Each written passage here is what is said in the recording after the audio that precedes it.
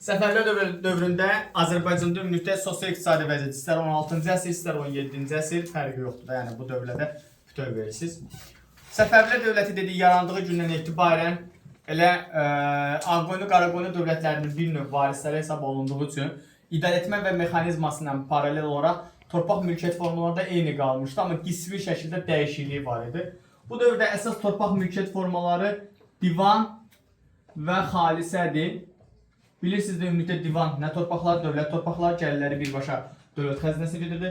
Xalisə şah və onun ailəsinə məxsus torpaqlardır. Gəlirləri şahın və onun ailəsinin xəstələrinə sərf olunur. Amma bəzi vaxtlarda şahın icazəsi ilə dövlətin hər hansı bir belə deyək də xərci varsa, o xərci bununla da qarşılaya bilərsiniz. Xidmət müqabilində verilən torpaqlar tiyul olacaqdı. Artıq soyurqaldan tiyula keçid ediləcəkdi. Çünki soyurqal artıq yox idi. Xidmət müqabilində, çünki soyurqal bilirsiniz, Ağqoyunlu, Qaraqoyunlu mərkəzi hakimiyyəti zəiflədən əsas amil idi. Buna görə də Səfəvilər bu məsələni ləğv edəcəkdilər. Tiyul olacaqdı.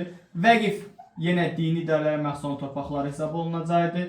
Sonra cəmaət və yaxud da icma torpaqları hamının istifadə etdiyi torpaqlar hesab olunacaqdı. Və bir də bu dövrdə soyurqal funksiyasını dəyişərək öz mövqeyini qoruyub saxlayacaqdı. Soyurqal bu dövrdə kimlərə verilirdi? Məşhur dərviş və seyidlərə veriləcəkdi. Yəni din xadimlərinə verildi, irsən keçirdi. O da çox böyük bir həm sahə əhatə eləndi, həm də çox böyük bir adamlara əhatə eləndi. Təhlükəsiz torpaq mülkiyyət forması hesab olunacaqdı. Sonra bu dövrdə həmçinin divan, xalisə, tiyul, vəqif, cəmaət və yaxud da icma, soyurqal torpaq mülkiyyət formaları var idi. Vergi olaraq malcəhət və bəhirə vergiləri var idi.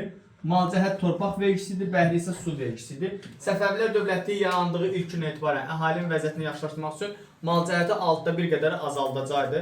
Hətta bəziləri vergi islahatla keçirəcəkdi. Məsələn, buna Abbas da daxil idi, hətta Hüseyn də buna cəhd eləmişdi. Amma əksini eləmişdi, yəni bu mənada. Yəni bunlar da əsas da belə vergi növləri hesab olunacaq. Amma ümumilikdə əhalidən 35-ə yaxın vergi yığılacaqdı. 35 adda vergi yığılacaq. Bunlardan ən əsası isə ölkənin iqtisadiyyatına ziyan vuracaq vergi növü isə tamğa idi. Bilirsiniz, Monqollardan qalma sistemidir, sənətkarlardan və tacirlərdən alınırdı. Lakin 1565-ci ildə Şah 1-ci Təhmasibin əmri ilə tamğa vergisilər olunur və bununla da 16-cı əsrin ortasında ölkə iqtisadiyyatı canlanacaqdı və inkişaf eləyəcəkdi. Tamğa vergisini uzun əsrlər ləğv eləmək istəyirdi, eləyə bilmədi. Bunu nəsib olacaq Təhmasibin dövründə olacaq.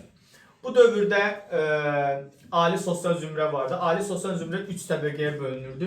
Birincisi qızılbaş əyanları, ikincisi ali şiə ruhanilər. Bilirsiniz, Səfəvilər dini dövlət idi və şiə dövlət idi. Üçüncüsü yerli əyanlar idi. Bütün dövlət idarəetmə sistemi qızılbaş əyanların əlində cəmləşmişdi. Abbasdan etibarən mövqeləri zəifləsi tam yenə də əsas hesab olunurdu. Köçərli idilər. İkincisi ali şiə ruhani, üçüncüsü yerli əyanlar olacaqdı. Sıralama belə olmalıdır. Əksi bir sıralama yoxdur, icazə də yoxdur. Ancaq sıralamanın 1-2-3 bu forma verəcək. Kəndlər özləri üç hissəyə bölünürdülər. Birinci rəiyyət, rəncbər və elatlar olacaqdı. Rəiyyət, hər şey var. Hər şey dediyimiz nədir? Öküzü, kotanı, toxumu, bunları var. Amma torpağı yoxdur, torpağı feodaldan alırdı icarə müddətində. Ona görə də vergi ödürdü. Amma rəncbərin heç nəyi yox idi. Hər şeyini feodaldan alırdı. Buna görə daha çox vergi ödürdü. Elatlar az vergi ödürdülər. Buna səbəb isə orduda xidmət edirlər və buna görə də elat tayfaları az vergi ödəyəcək. Sənətkarlar 3 hissəyə bölünürdü. Birincisi emalatxanada çalışanlar, feodal emalatxanası. İkincisi müstəqil olunanlar.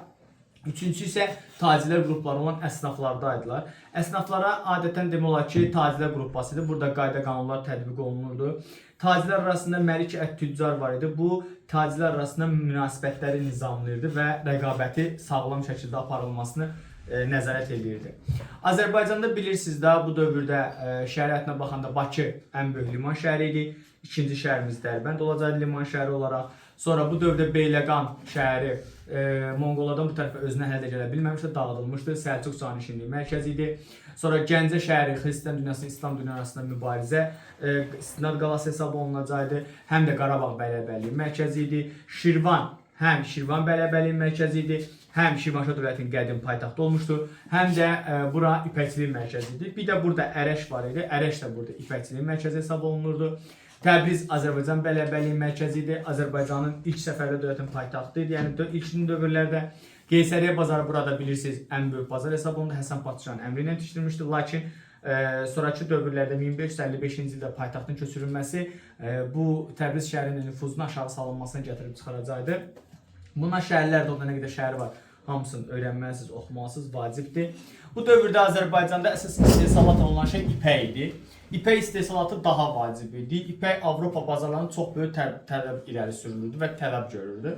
16-cı əsrdə İngiltərə şirkətinin yaratdığı, yəni Ostindin yaratdığı Moskva şirkəti Təhmasibin dövründə o vaxtki Şirvan bələbəliyi olan Şirvan bələbəliyi Abdullah xan ustasına razılaşma edəcək. Bu razılaşmaya görə Azərbaycan ipəyini ingilislər, yəni gömrük ticarət tarifi ilə Rusiya vasitəsilə daşıyacaqdı Avropaya. Bu bir müddət fəaliyyət göstərəcəkdi, lakin Rusiyanın özlərinin ticari maraqlarına zidd olması və rusların Azərbaycan ipəyinə sahib olmaq istəyi nəticəsində 4-cü İvan Grozny Moskva şirkətinin lisenziyasını ləğv edəcəkdi və bununla da bu proses belə deyək dayandırılacaqdı və Azərbaycanda ingilis tacirlərinin nüfuzunun qarşısı alınacaqdı. Sonra bu dövrdə mətbə gətizdirmək istəyən hökmdar kim olacaqdı? Birinci Şah II Abbas gətizdirmək istəyəcək, gətizdirə bilməyəcəkdi, ömrü yetməyəcəkdi. Buna Hüseynin dövründə isə maddi sıxıntılara görə, yəni Şah Sultan Hüseynin dövründə maddi sıxıntılara görə gətizdirə bilinmir burada.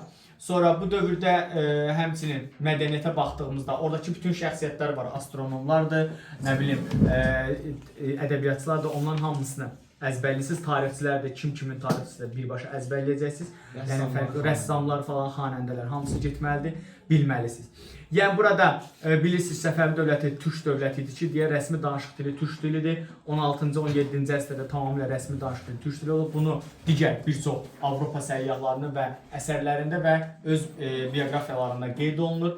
Türk dili əsas danışıq dili olmuşdur. Şah 1-ci Abbas, Şah 2-ci Abbasın türk dilində əsərləri vardı. Şah İsmail onsuz da demirəm, bilirsiniz onsuz da şairdir. Sonra bu dövrdə həmçinin memarlıq abidələrində 16-cı əsr memarlıq abidələrine baxdığımızda Şeyx Cüneyd, Şeyx Heydər, Şeyx Səfi məqbərələri var idi. Sonra 17-ci əsrdə Şah Abbas məscidi, hətta 16-cı əsrdə bu Şərq darvazaları var idi Bakıda, Şirvanşah Saray kompleksinə əlavə olaraq. Sonra 17-ci əsrdə olacaq Şah Abbas məscidi olacaqdı, 17-ci əsr Ordubad Qeysəriyyə bazarı olacaqdı, Saraşıq məqbərəsi olacaqdı, sonra Əlincə çay üzərində daş körpü olacaqdı. Bunlar hamısı 16-17-ci əsr memarlıq abidələri ki, bunları da əzbərləyəcəksiniz. Yəni bununla da sizin həm sosial-iqtisadi vəziyyət, həm də mədəniyyət dərsiniz bu qədər büyük.